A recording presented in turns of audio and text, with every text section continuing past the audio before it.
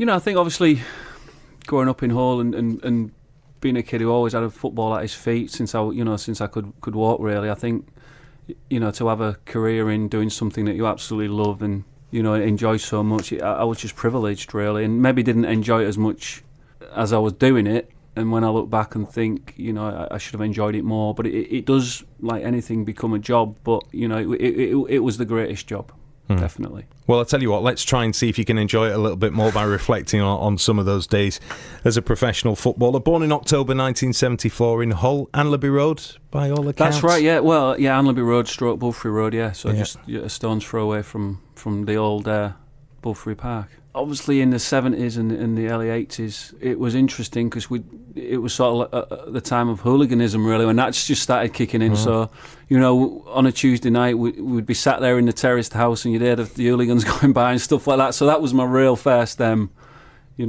first thing that came to me about Hull City. And then obviously started going as a schoolboy and things like that. And, Hull City's always been very close, very close to me. And what was family life like? You had mum, you had dad, you had your older brother Michael as well. Yeah, what was that like? Mum and dad still live down Hamlin Drive, down Allenby Road. So they're still there, and my brother's around about this area as well. So yeah, they're all still in this area, going strong. And growing up around there, that would have been Eastfield Primary School for you, and then Sydney Smith, was it? Yeah, Eastfield Primary School, and then Sydney Smith. So I didn't leave with great qualifications, but Did you not?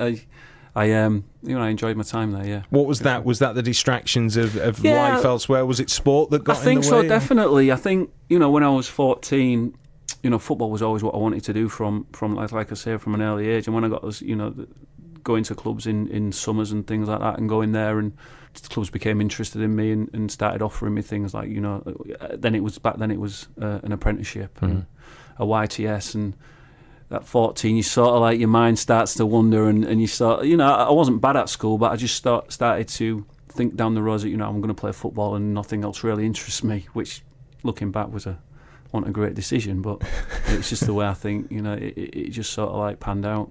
You played cricket as well, didn't you?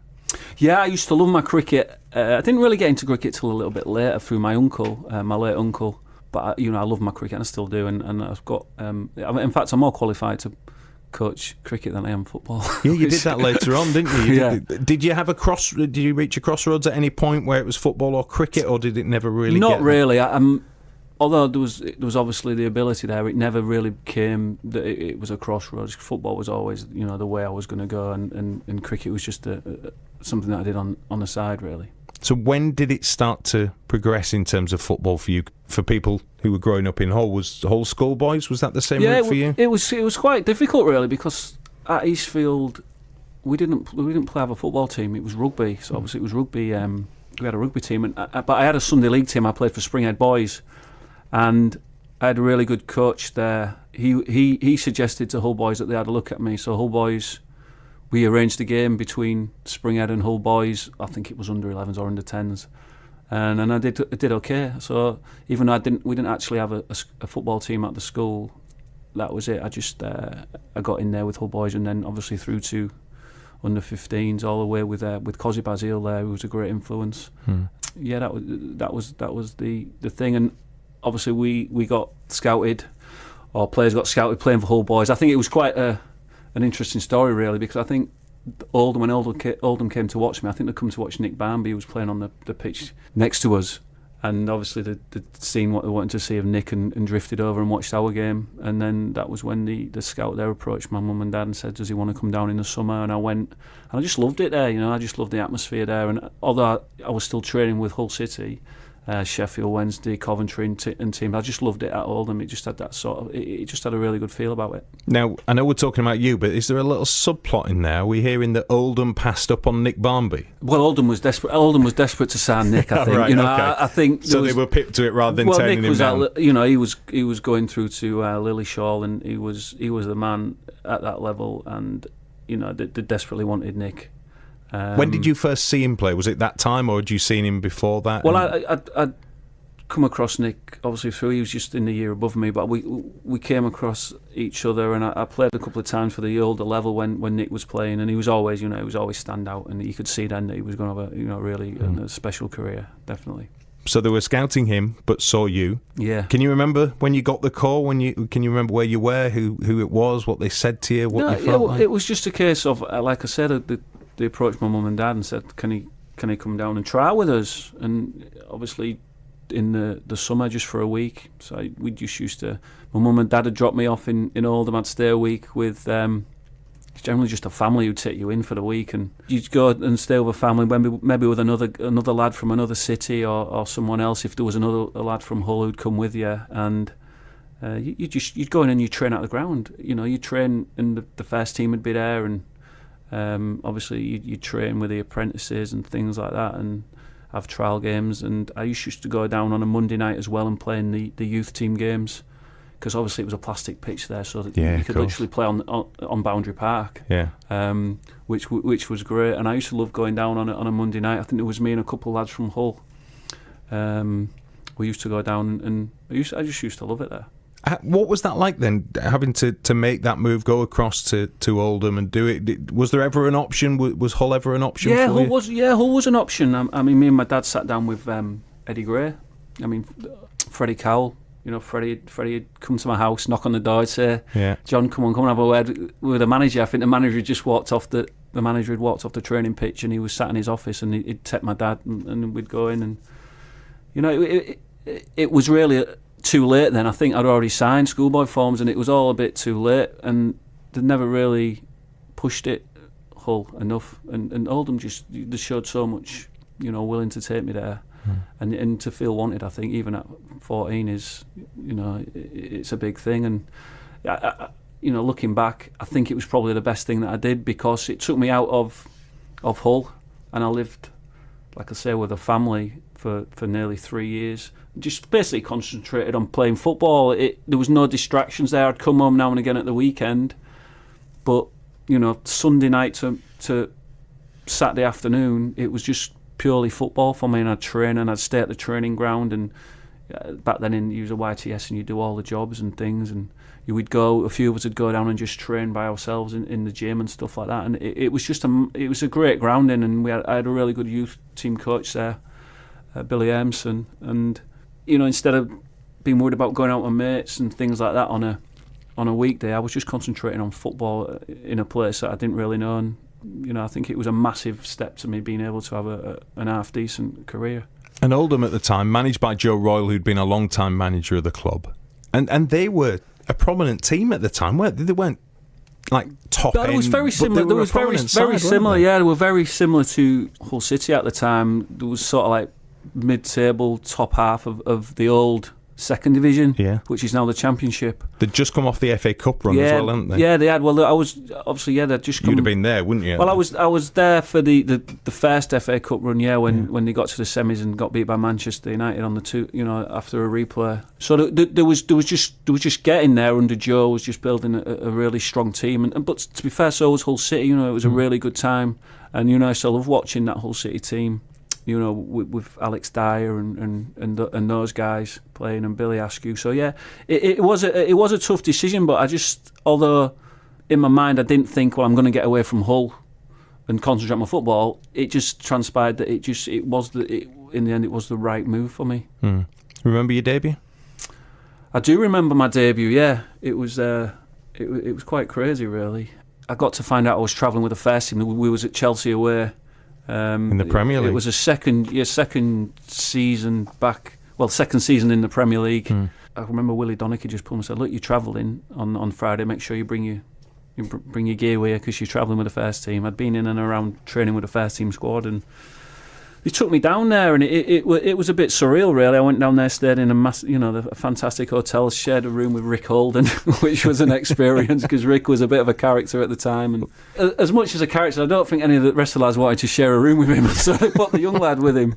And to be fair to Rick, he was as good as gold, and he was just studying to be a physio at the time, and he basically said to me, "You'll grow to hate these trips away." Did you? On a Friday night? Well, I never did. I used to enjoy it, but I stayed there. I stayed in a room with Rick, and the game. Again, I didn't even think I'd be involved. And then on the Saturday morning, I was having pre-match, and they said, "Look, you're on the bench." So I thought, oh, great, I'm on the bench. Hopefully, I might, hopefully, things will go well, and I can just maybe get on for 10 minutes and make a bit of an impression. And I remember Darren Beckford scored a goal in about the 10th. I don't know, it might have been a bit later, maybe 15th minute.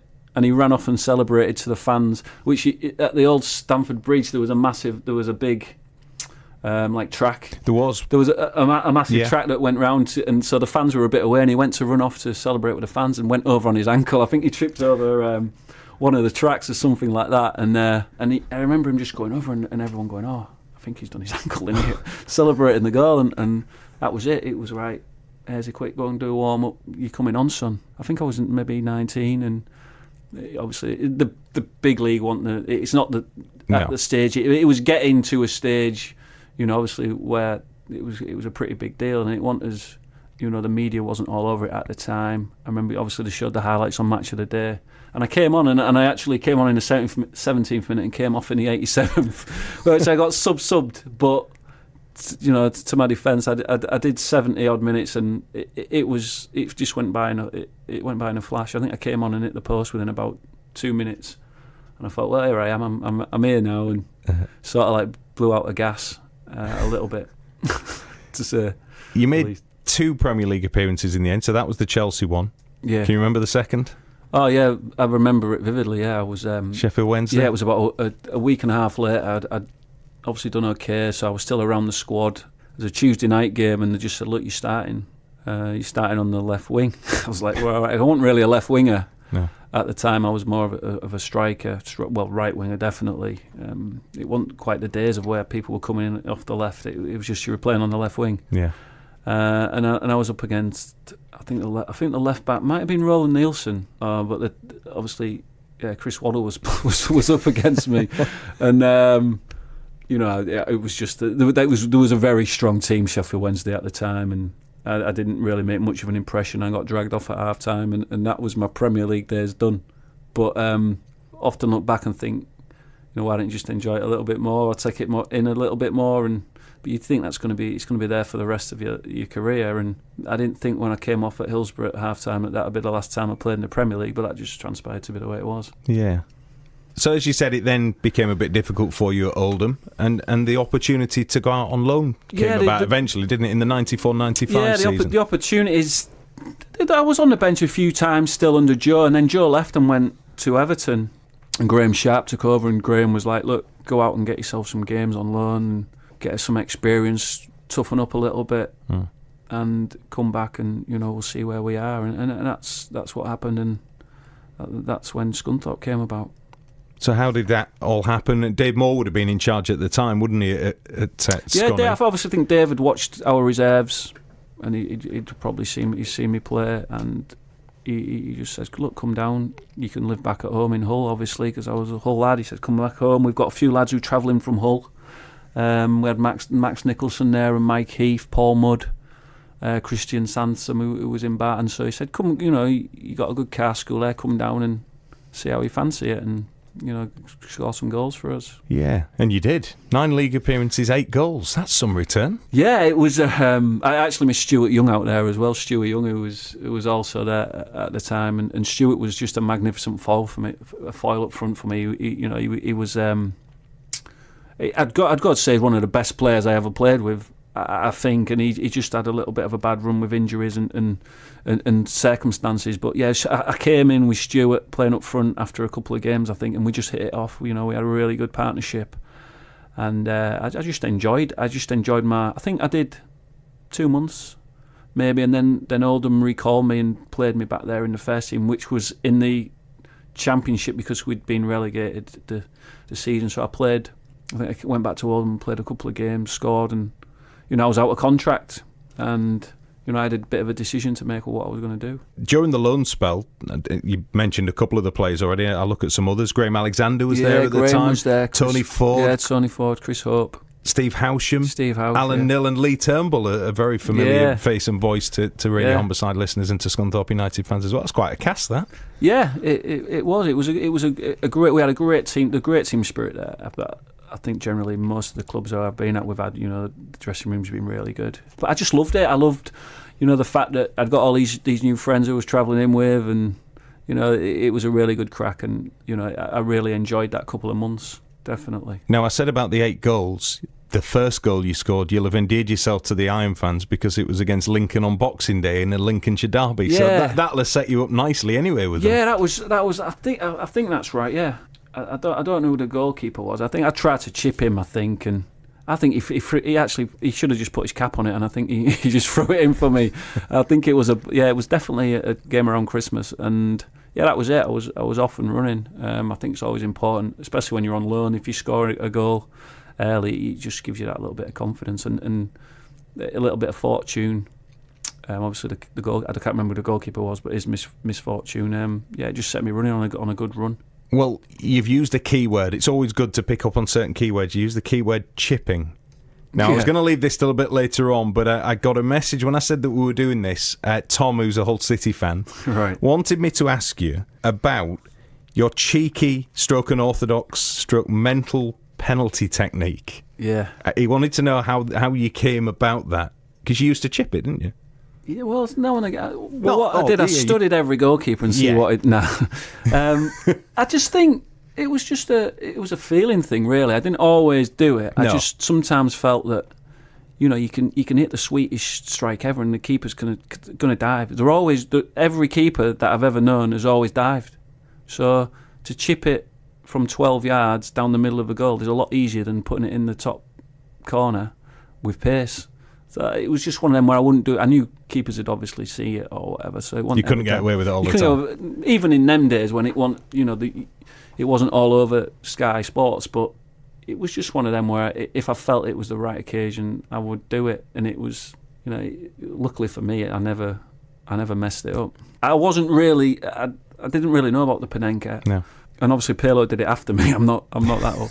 I'm not that young, but no, it was just a technique that I just thought, why not do that? Because keep and they still do and still always will. They'll always try and stay as central as they can, but they've got to dive to give themselves a chance if the ball's going to be put in a corner. So the chances are, you put it down the middle with a bit of height on it, it's going to be a goal.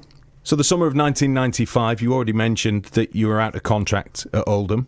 And you kind of hit a bit of a crossroads with that, really. What happened? What was the situation at that point? Well, what it was, I didn't have an agent or anything at the time. When I was obviously played a couple of Premier League games, the agents were all over me. And then it sort of like slipped away a little bit with having an agent. I didn't have an agent. And Oldham offered me a 2-year deal on, it was pittance. I think it was something like £40 a week more or something like that. And I'd obviously looked at it and thought, well, just a minute, I've been playing in the first team here, I've gone away, done well, I just thought I deserved a little bit more. So in those days, you wrote back to the club and said, I'm not going to re-sign. What are you going to do about it? Basically, are you going to come back with another offer?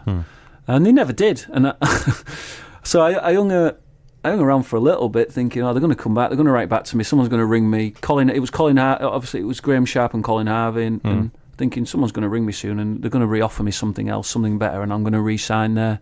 And they never did. And at the time, obviously, I knew the guys at Scunthorpe. Obviously, Max Nicholson was a good friend, and he was ringing me going, what are you doing? Dave, obviously, Scunthorpe want to sign you. What's happening? Can Dave ring you? I said, well, tell Dave to give me a ring. So I just ended up speaking to Dave, said, look, come on, we'll look after you, come here. You can sign for us without actually telling Oldham about it.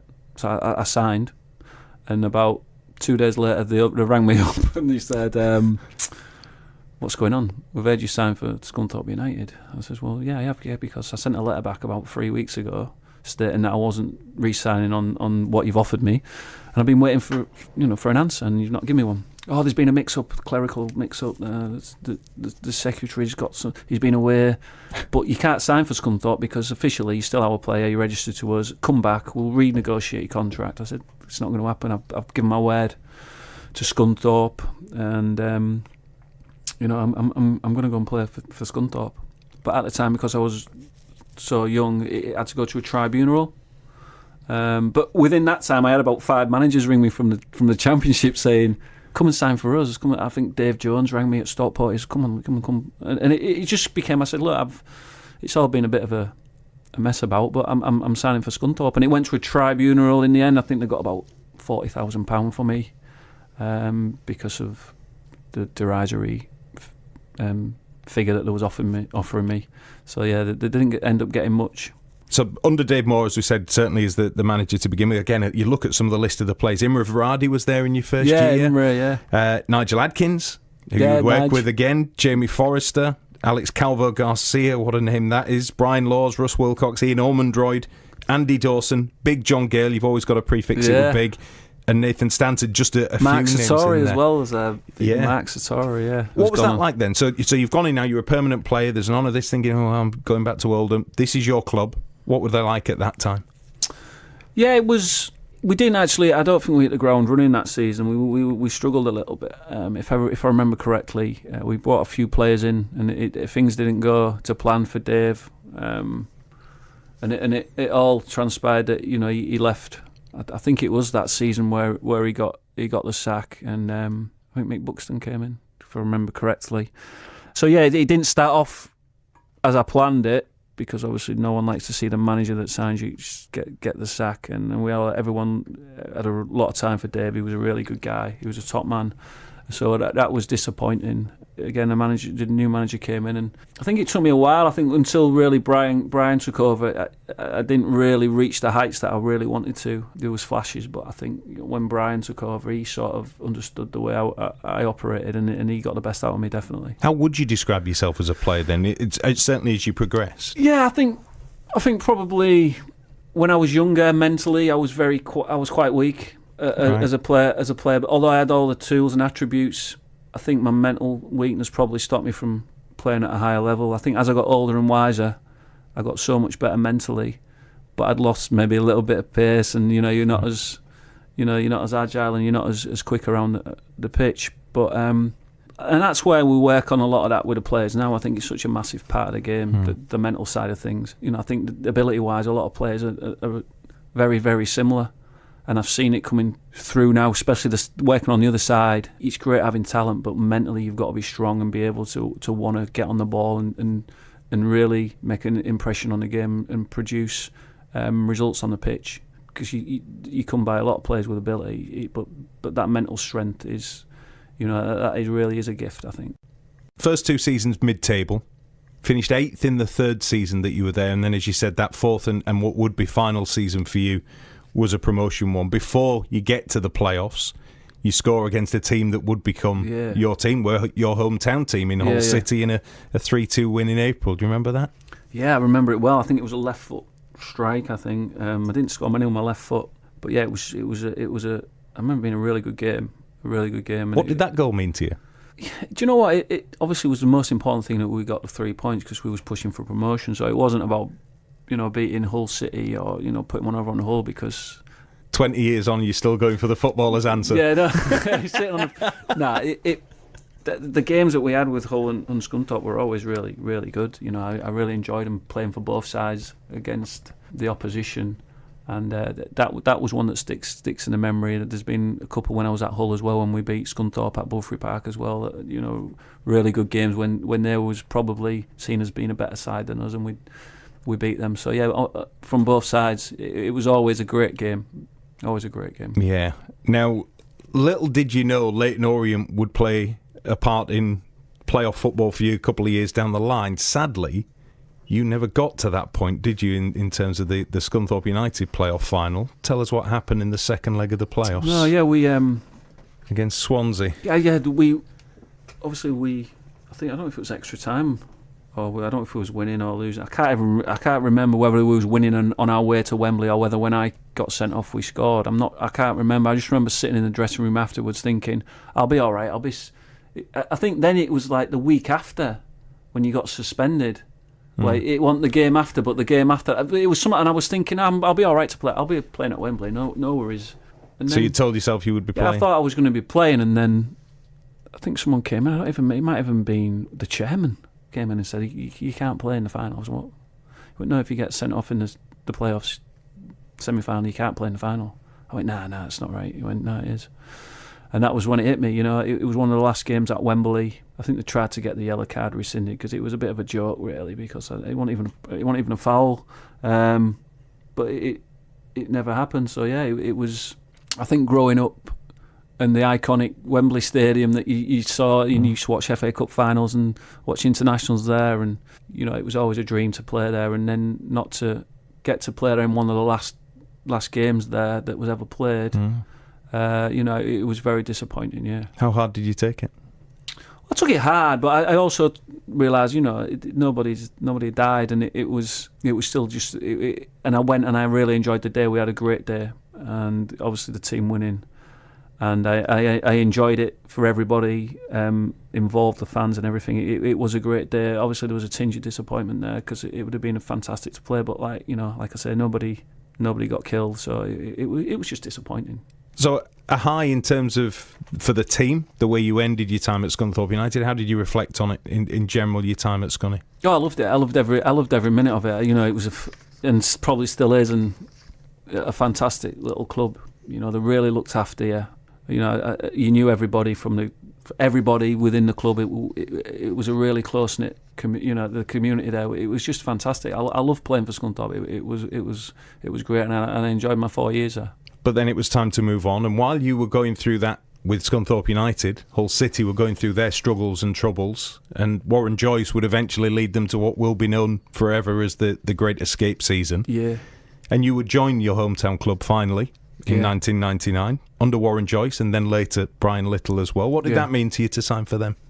Well, it was an opportunity that I couldn't really turn down. I mean, it came about when I was a bit disappointed with what was happening at Scunthorpe. I was out of contract and it just wasn't negotiating. And at the end of the day, even though, I'll be brutally honest, it is about money at that stage because you're playing in League Two. You're not on massive money, and if someone is going to sort you out and make your life a lot better, then you're going to take that opportunity. The fact that it was Hull City was just an amazing fact for me because to go back and play there, having seen what Warren had done, and the acts, obviously the Great Escape and the great things that it achieved, and being involved with a team that had done that, and like I said, just playing at Bulfrey Park week in, week out, it was just too much to turn down for me. And literally with the home that you grew up in just across the road. Yeah, almost. Of course. I used to go and have on my pre-match with my mum, and she used to do me some scrambled eggs, and then I'd just walk across, and play, and then walk back afterwards. And yeah, it was a surreal feeling. When I first started doing it, but it was fantastic. A fantastic old ground with a fantastic pitch. I used to love playing at Bulfrey Park. Now, I've again got a list of players that you played with, but I think most City fans would want me to ask you first and foremost, what was it like to play with the Reggae boys? Ian Goodison and Theo Whitmore. Do you know what? It was... They didn't say a lot in the dressing room. I got, they were very quiet, and it would just be, yeah, man. Or some. Did they look shell-shocked, or was it just they were that relaxed? They just used to sit there in the corner, like freezing with as much gear on as they could get on. What have we done? Yeah. But put a ball at, especially Theo's feet. I mean, Ian was a great defender, and he was a great athlete. But Theo was, he was just different class. Yeah. He was I would say, ability-wise, he was world class at times, and. To play with him and try and be on his wavelength sometimes, it was a joy. What about the other players in that squad? Who stood out for you? Who do you remember most when you think about that time? I remember them all. It was, you can't forget some of them characters, I think. Gary Brabham. Obviously, you had Brabs and John Whitney, Jason Perry, John Schofield, Steve Harper, Steve Morgan, Steve Swales, there was it was just an absolute eclectic group of players. And on the other hand, you had like Mark Greaves and Mike Edwards and Justin Whittle, Steve Wilson, all really good, like quiet sort of, just proper solid guys, and the others were just like lunatics. And again, you have to prefix this one with big Kevin Francis, Andy big. Holt, who you would have been at Oldham with. Holty was a young boy at Oldham when I was coming through there, and he came in and did really well for us. And Big Kev was just a great guy, he's just a real gentle giant, a lovely guy. Lee Philpott as well. Yeah, who's Lee Philpott. Yeah, who now see him about doing a bit of agency work. But Lee again, he was another one of the solid, really good guys, quiet, and it was a really crazy mix, but it worked really well. We had a really good. A really good atmosphere. And in your 2 seasons, you were leading scorer in both seasons, double figures in the first one with 12. You got 7 the following season. How do you look back on that? I look back, really, it was tinged with, I had really three quite, although I always had a back problem, from an early age, like 21, I only had three really bad injuries that put me out for weeks or months, and there was all at Hull, playing for Hull City. I dislocated my arm quite badly and missed the rest of the season. I think it was about February time or something like that, and then I strained my medial ligaments badly and my ankle ligaments, all within the space of 2 years. So although I felt I was successful, when I played, I felt like I did well. If I'd have played a majority of those games without not being injured, I think I'd have gone on and played a lot more seasons probably. I think. Is that a regret? Yeah, but you can't look at and think injuries happen, don't they? I think one of them was probably just a bit of stupidity, where if I broke my arm, and I should have just let him. The player went to.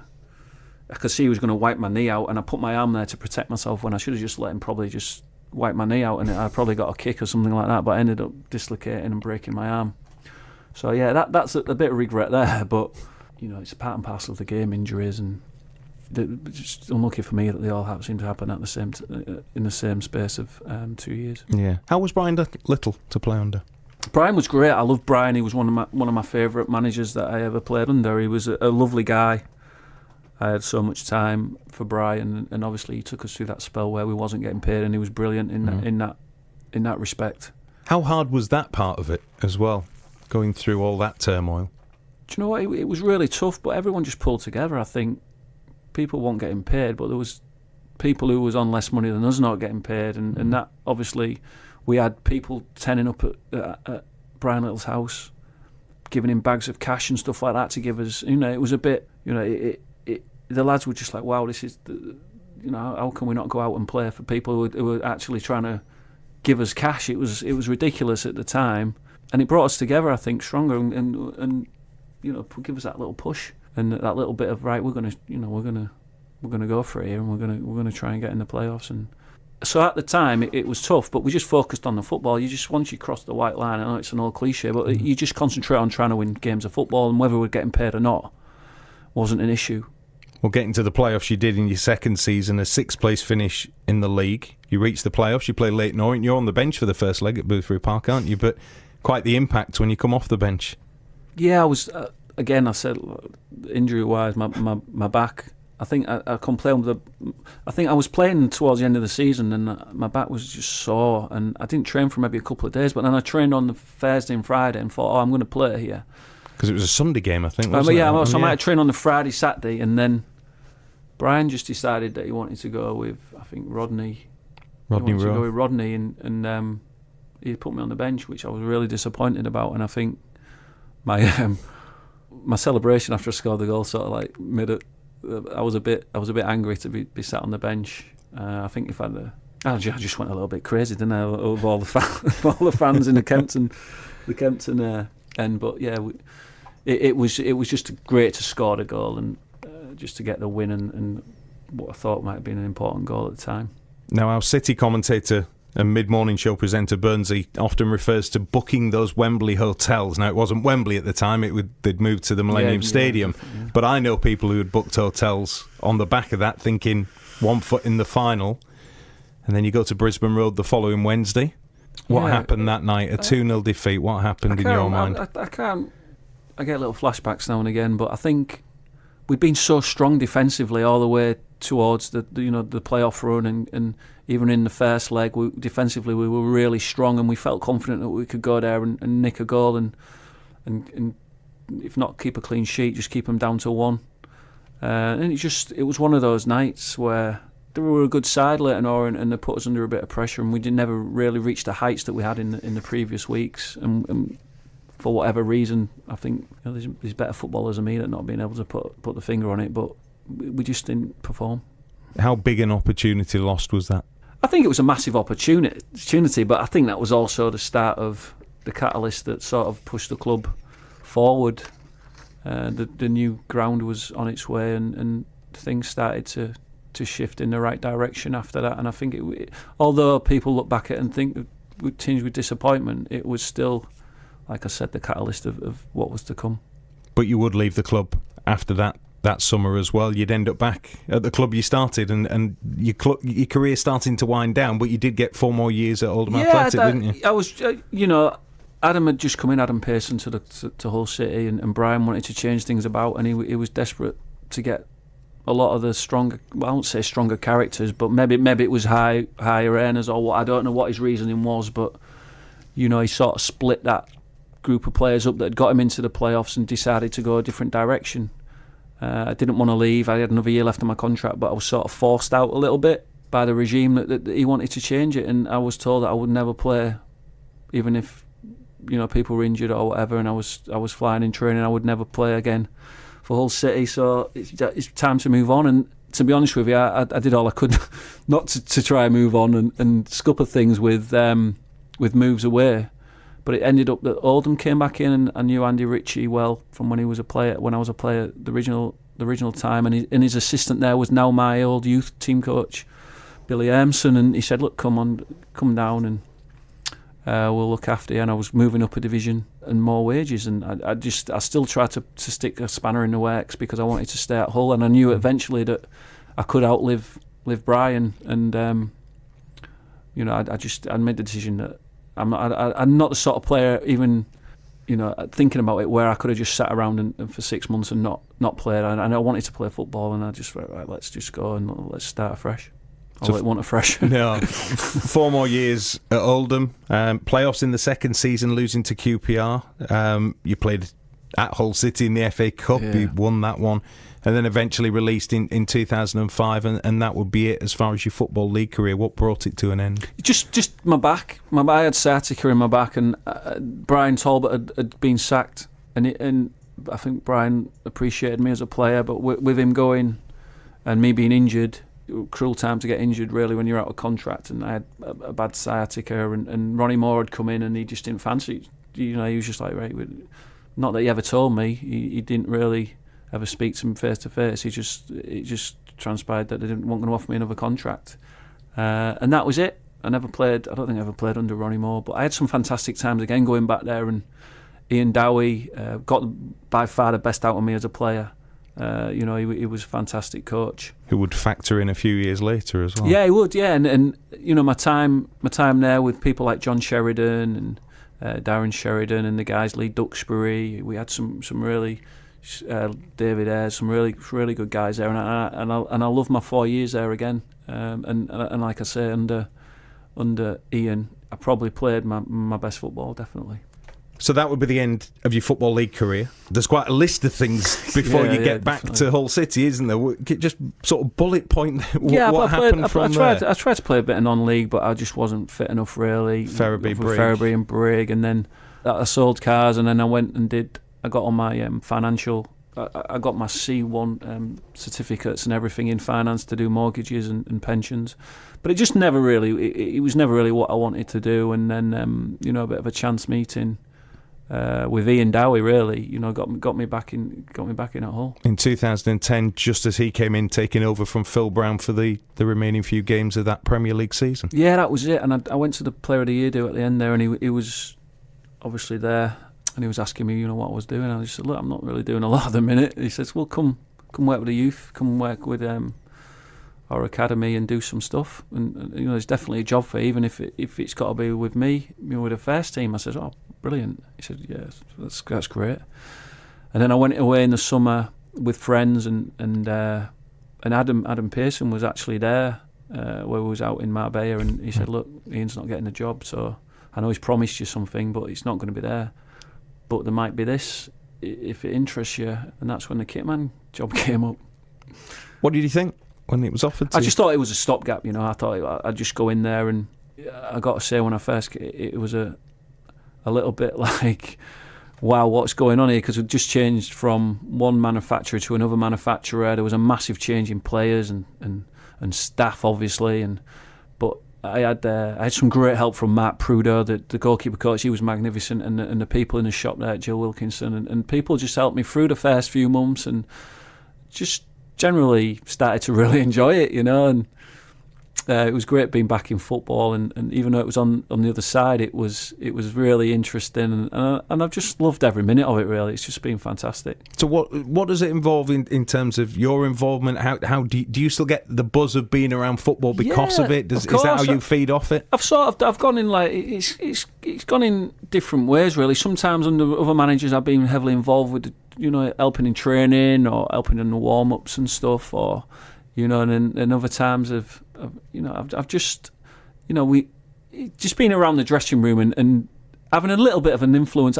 Obviously, I wanted to go into the coaching side of things, but it's sort of never really been there. And the more you do it, you see it as something that's solid, and you can maybe do it for a while. And whereas coaching is very temperamental and a bit volatile, so just to have a little bit of a say and help some of the young lads, and they always come in my room, and we have a lot of darts board in there, and they always chat and we talk, and just trying to pass on a bit of. I'll only speak, say I don't throw my views on them. It's just a case of being a bit of a sounding board sometimes for whoever wants to know, whether it's the manager or the players, and not trying to be too, you're not trying to get information for the manager about players or trying to get the players information what the manager's thinking. It's just been, a separate entity really, and just trying to be that middleman who says the right things and, does the right things.